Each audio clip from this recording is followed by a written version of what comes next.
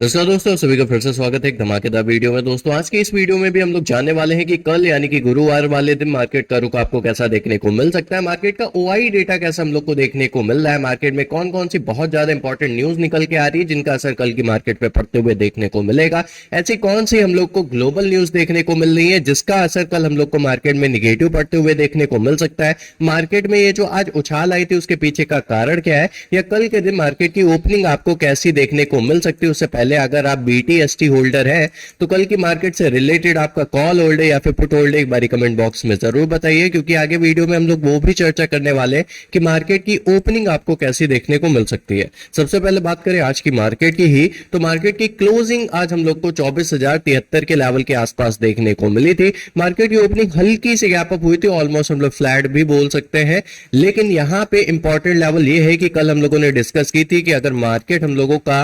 24,100 के लेवल के ऊपर सस्टेन रह गया या इसके ऊपर निकलता है तो ये 24,200 के लेवल तक जाने की कोशिश करते हुए देखने को मिल सकता है, और वैसा होते हुए भी देखने को मिला। इसकी पहली ही कैंडल काफी ऊपर हम लोग को जाते हुए देखने को मिली, लेकिन इंटरेस्टिंग चीज ये है कि जैसा कि हम लोग ने कल ये भी डिस्कस किया था कि ओवरऑल जो मार्केट का प्रेशर है वो सेलिंग प्रेशर है, सेंटिमेंट्स हम लोग के निगेटिव है मार्केट में। कल हम लोगों ने ये भी चर्चा की थी कि यूएस का सीपीआई डेटा आने वाला है, उस पर जरूर नजर रखिएगा, और उसका सीपीआई डेटा भी हम लोगों को कुछ खास अच्छा आते हुए देखने को नहीं मिला था। तो इन सारे कारणों की वजह से, प्लस यहाँ पे यूएस और ईरान की वॉर वाला जो कारण चल रहा है उसकी वजह से यहाँ पे ओवरऑल मार्केट में फिर हम लोगों को गिरावट ही देखने को मिली है, और एट दी एंड मार्केट की क्लोजिंग 24,073 के आसपास होते हुए हम लोग को देखने को मिली है। अब कल के लिए सबसे ज्यादा इंपॉर्टेंट है कि मार्केट 24,000 के लेवल के ऊपर सस्टेन हो या फिर 24,100 के ऊपर हम लोग को सस्टेन होते हुए देखने को मिलेगा, तभी जाके इसमें कुछ पॉजिटिव मूव हो सकता है। वहीं पे बैंक निफ्टी पे अगर चर्चा करें तो बैंक निफ्टी में भी सेम चीज हम लोग को देखने को मिली थी, पहली कैंडल काफी गैप अप जाते हुए देखने को मिली, उसके बाद मार्केट में कंसोलिडेशन और एट दी एंड मार्केट जहां से निकल के ऊपर गई थी वहीं पे पलट कर आते हुए देखने को मिली है। एट दी एंड क्लोजिंग जो है इसकी हम लोग को 57,719 के लेवल के आसपास देखने को मिली, जो कि बेटर है, थोड़ा बहुत पॉजिटिव ही क्लोजिंग देखने को मिली, लेकिन ओवरऑल जो इसका मूव था वो हम लोगों को जहां से शुरू हुआ था वहीं पर आते हुए खत्म होते हुए हम लोग को देखने को मिला है। अब बात कर लेते हैं कल का माहौल कैसा हो सकता है, तो उसके लिए हम लोग इंपॉर्टेंट न्यूज जो निकल के आ रही है उन पर चर्चा कर लेते हैं। देखिए आज में जो उछाल आया था उसके पीछे का सबसे बड़ा कारण यही था कि यहाँ पे पीएसयू बैंक के जो शेयर थे आज हम लोग को काफी ज्यादा चमकते हुए देखने को मिले थे, यानी Q3 के नतीजों का असर मार्केट में आज पड़ते हुए देखने को मिला था। कल के नतीजों के लिहाज से काफी बड़ा दिन था आज, जिसका सीधा असर इंडेक्स के हैवी वेटेड शेयर पर हम लोग को पड़ते हुए देखने को मिला था। विप्रो Q1 रिजल्ट यानी कि विप्रो कल मार्केट बंद होने के बाद अपना पहला तिमाही के नतीजे घोषित करेगा। हाल में ही IBM के कमजोर आउटलुक की वजह से ग्लोबल और भारतीय आईटी स्टॉक पर दबाव हम लोग को देखा गया था। इसके विप्रो के नतीजे और मैनेजमेंट की कमेंट्री आईटी सेक्टर के साथ साथ निफ्टी 50 की दिशा भी तय करते हुए देखने को मिल सकती है। वहीं पे जियो फाइनेंस सर्विस का भी यहाँ पे हम लोग को Q3 का नतीजा जो है वो कल यानी कि 16 जुलाई को हम लोग को देखने को मिलेगा। इसके परफॉर्मेंस का असर फिन निफ्टी और बैंक निफ्टी के सेंटिमेंट्स पर हम लोग को देखने को मिल सकता है। वहीं पे अगर हम लोग रिलायंस इंडस्ट्री की बात करें तो Reliance industry pre earning positioning अगर हम लोग बात करें तो रिलायंस के नतीजे शुक्रवार यानी कि परसों वाले दिन हम लोग को 17 जुलाई को देखने को मिलेंगे, लेकिन कल एक्सपायरी के दिन इस स्टॉक के नतीजे से पहले भी पोजीशन देखने को हम लोग को मिल सकती है, और इस पे हम लोग को नजर रखना काफी ज्यादा जरूरी है क्योंकि इसका सीधा असर हम लोग को परसों वाले दिन निफ्टी 50 पर पड़ते हुए देखने को मिलेगा। ग्लोबली संकेत की बात करें तो सीपीआई जो डेटा आया था उसके आंकड़े हम लोग को ठंडे होकर 3.5% पर आए हैं, जिससे फेड रिजर्व द्वारा ब्याज दरों में आक्रामक बढ़ोतरी की चिंता बनी हुई है, और साथ ही साथ अमेरिकी बैंकों जैसे कि जेपी मॉर्गन और गोल्डमैन सैक्स के शानदार नतीजों ने ग्लोबल बैंकिंग सेक्टर को बूस्ट दिया है, जिसका असर आज हम लोगों को अपने बैंकिंग सेक्टर में भी देखने को मिला, और इसका ओवरऑल असर निफ्टी 50 में भी देखने को मिला है, जिसकी वजह से बैंक निफ्टी को हम लोगों को कल के दिन भी सपोर्ट देखने को मिल सकता है।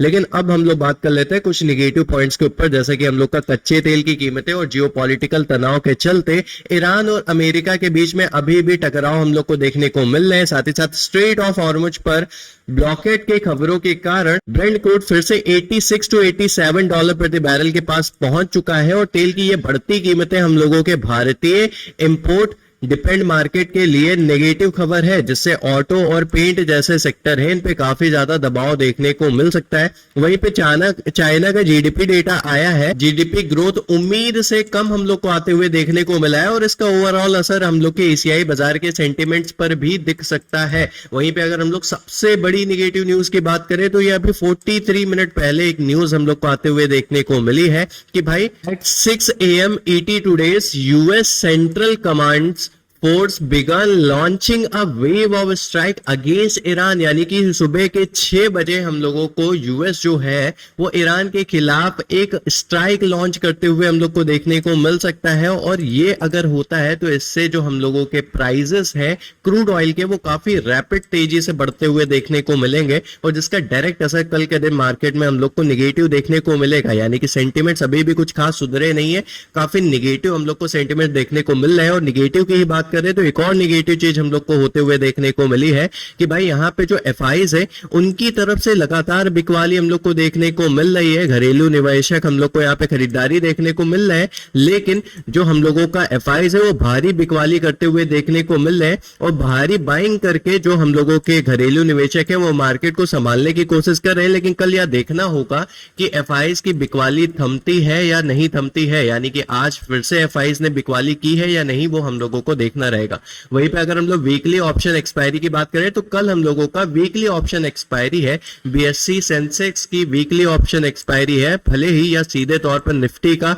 कॉन्टैक्ट नहीं है, लेकिन एक्सपायरी के दिन आखिरी घंटों में 2:30 के बाद होने वाली वॉलेटिलिटी का स्पिल ओवर निफ्टी 50 और बैंक निफ्टी में काफी तेजी से उतार चढ़ाव लाते हुए देखने को मिल सकता है। वहीं पे अगर हम लोग इतनी चीजों के ऊपर डिस्कस कर ही लिए हैं तो हम लोग इसके इंपॉर्टेंट ओआई डेटा पे भी बात कर लेते हैं। देखिए ओआई डेटा अभी भी हम लोगों को माइल्ड बेरिश में ही देखने को मिल रहा है। ओवरसोल्ड जोन की स्थिति हम लोग को देखने को मिल रही है कि ये हम लोग को बनते हुए देखने को मिल सकती है। सबसे पेन वाला लेवल 24,100 से 24,150 का है, यानी कि 24,150 के ऊपर अगर सस्टेन हो जाए तो हम लोग को कंटिन्यू पॉजिटिव मूव देखने को मिल सकते हैं। वहीं पे 24,100 के नीचे जाएगा तो हम लोग को सेलिंग भी देखने को मिल सकती है। सबसे पास वाला रेजिस्टेंस हम लोग का 24,200 और 24,300 का लेवल देखने को मिल रहा है, क्योंकि इस पे सबसे ज्यादा कॉल राइटिंग अभी के लिए फिलहाल देखने को मिल रही है। वहीं पे पुट राइटर्स का जोन भी काफी पास में ही है, यानी कि 24,000 से लेकर 23,900 का लेवल जो है इस पे सबसे ज्यादा हम लोगों को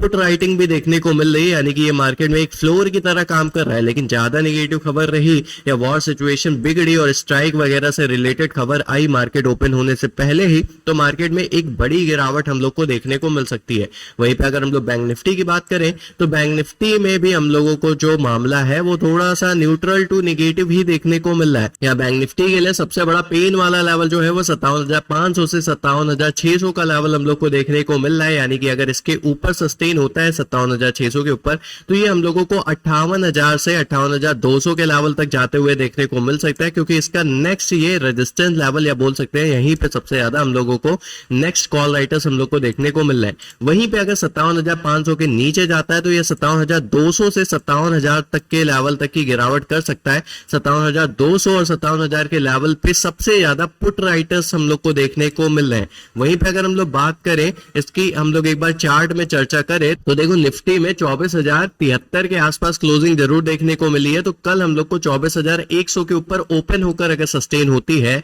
तो ये 24,200 से 300 के लेवल तक जाने की कोशिश कर सकती है। वहीं पे अगर 24,100 के नीचे जाती है तो सबसे पास वाला लेवल ही है जो 24,000 का, इसको रोकने की कोशिश करेगा। वहीं पे अगर ये 24,000 का लेवल भी तोड़ देती है तो और नीचे यानी कि 23,800 के लेवल तक भी एक बड़ी फॉल आते हुए देखने को मिल सकती है। अगर इसकी ओपनिंग की चर्चा करें तो अभी नेगेटिव खबर के चलते हम लोग अगेन से flat to gap down opening का व्यू हम लोग मार्केट में लेकर चलेंगे। बैंक निफ्टी में भी चर्चा करें तो बैंक निफ्टी में भी हम लोग flat to gap down opening का व्यू लेकर चलेंगे और इसका भी मामला सिंपल है। अगर 57,800 के ऊपर सस्टेन होता है तो ये 58,000 से लेकर 58,400 के लेवल तक जाते हुए देखने को मिलेगा। वहीं पे अगर ये 57,600 के नीचे जाता है तो ये 57,200 से लेकर 57,000 के लेवल तक भी गिरावट करते हुए देखने को मिल सकता है। बाकी आपका क्या व्यू है कल की मार्केट से रिलेटेड, एक बारी कमेंट बॉक्स में जरूर बताइए। वीडियो को लाइक करिए, चैनल को सब्सक्राइब करिए। मिलते हैं नेक्स्ट वीडियो में, तब तक के लिए जय हिंद, वंदे मातरम, धन्यवाद।